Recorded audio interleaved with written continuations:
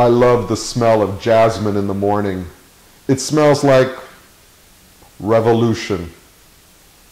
In Sidi Bouzid, Tunisia, 26-year-old Mohamed Bouazizi was a university graduate, unable to find work.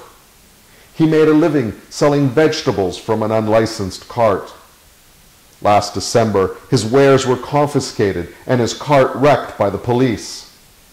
Meanwhile, in the capital, dictator Ben Ali slept secure that he was beloved of other Arab and Western governments.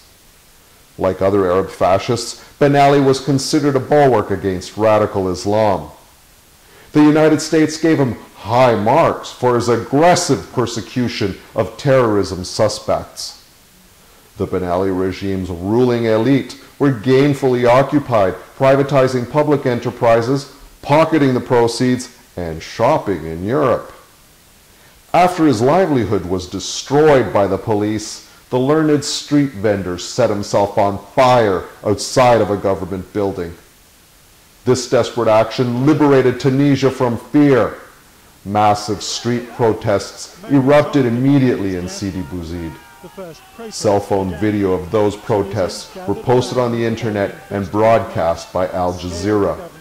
Then, the uprising spread like wildfire across Tunisia. As the protests grew stronger, Ben Ali promised jobs and a reshuffling of the cabinet.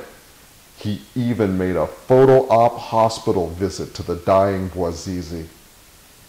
But Tunisians weren't having it. So Ben Ali threatened to break the protests with the full force of the law. The police cracked down. Bullets, curfews, and mass arrests became the norm. Dozens of protesters were killed.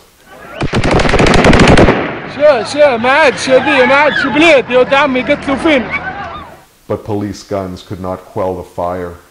On January 14, even the promise of elections failed to stop the protests.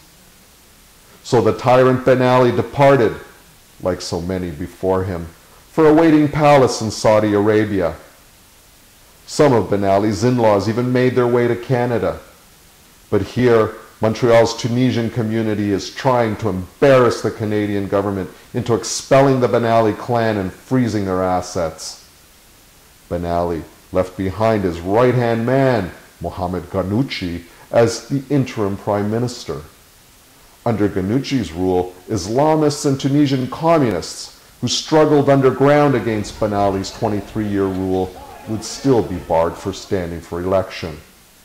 Ghannouchi hoped to outlast the protests, but Tunisian trade unions have declared a general strike to prevent his consolidation of power. Protests and the general strike continue, demanding complete eradication of the ruling party. Tunisia's Jasmine revolution set off waves of protest. In Yemen, Algeria, Egypt, and Lebanon, the ruling classes and their imperial patrons currently quake. Revolution in flames with the promise of justice and freedom. Revolution is the torch that banishes the sleep of tyrants. When revolution comes, it is like wildfire, awesome to behold. Revolution must burn the houses of tyranny to ashes. And revolution sometimes breaks the hearts of the hopeful. But this day, let's revel in the glow of possibility for the Tunisian people. This day, let's honor the memory of Mohamed Bouazizi and the other martyrs to the cause of freedom in Tunisia. They sent one tyrant fleeing in the night. I'm Umberto da Silva and not,